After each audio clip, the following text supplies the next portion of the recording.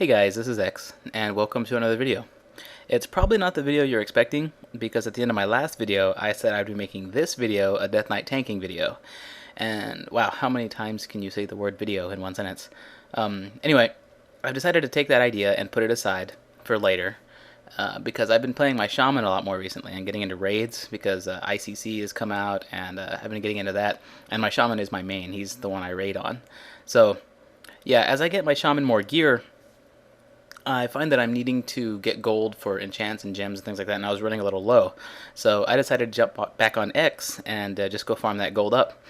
And as I was looking for new ways to make gold, I stumbled upon this little trick, and I wanted to share that with you guys. I like to call this Hellfire Ramparts Revisited. I found a way to clear about 60 or 70% of the mobs in Ramparts in about 6 minutes or so. And you really don't need to go after the rest of the mobs in there because it just takes too much time. So since this is repeatable, you can clear out more than half of the instance over and over again and make a lot of gold in a very short time span. It's still not the most profitable way that I've to make gold that I've shown you guys, but it is fun, and I think that's important when you're farming gold in World of Warcraft. You don't really want it to become like a job to you. You want to actually have fun doing it, because that's what keeps you going back. This is a game overall, and you should be having fun doing it. So that's why I like to give you guys a lot of different ways to make gold rather than just one really good way. That way you can just have fun doing it no matter what you're doing.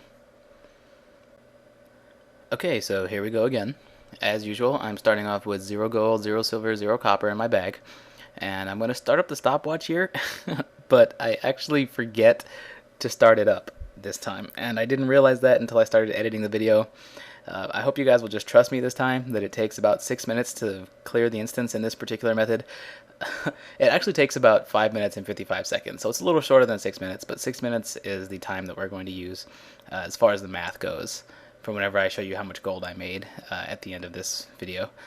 But yeah, I don't know how it slipped my mind. I guess I was just too focused on showing you how to actually do this particular method. So anyway, as you can see, I'm using the Hell Reaver, as I like to use in Ramparts here, because it's a good weapon for this area. And if you look at the floor here, let me go ahead and pause it. Here we go. I find that the best way to pull this trick off is to stand between these two cracks that you see on the floor here. There's that short one up at the front, and then that long one in the back. Just make sure you're standing in between those, so that whenever you look up, you'll have good aim. Now watch carefully. I'm going to pan my camera up. First I'm going to turn on nameplates so that I can see those two mobs walking on the bridge. And then I'm going to shoot my Death and Decay at the very edge of the bridge there. You might miss sometimes, but after a couple of tries you'll get it. So that sets them off, and they're going to run through the whole instance to get back to you. And they're going to be pulling everyone along the way, everyone that they run by. It takes them a few minutes, takes them a little bit to get there. But that's good, because that just buys you some time to clear out these first few mobs.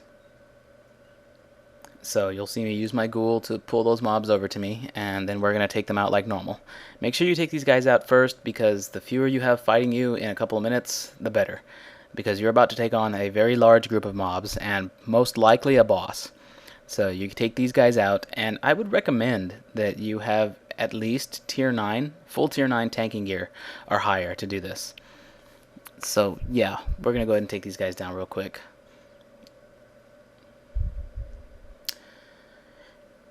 And once they're down, don't even bother looting them, because you're just going to loot them when you loot up the rest of the mobs. I switched to Frost Presence here, because you're going to need all the mitigation that you can get. And then tuck yourself away in this little corner and turn around. Here come the mobs. I leave nameplates on for this part just so I can target a Hungerer, because the Hungerers have a lot of HP. So I target one, and then I turn the nameplates off. And as soon as he reaches me, I start putting diseases on him, and I spread them with Pestilence. It's okay if all the mobs aren't there yet, spread them now, and get Death and Decay down. Now at this point, you're just going to be spamming Death Strike to refill your HP, because these mobs are just going to be beating on you hard. You can see my HP is going down. Have your Icebound Fortitude ready, as you can see me cast it there. And sometimes they'll knock you out of your corner. Just get back into it as soon as possible, because you don't want any mobs behind you, because they can still do a ton of damage.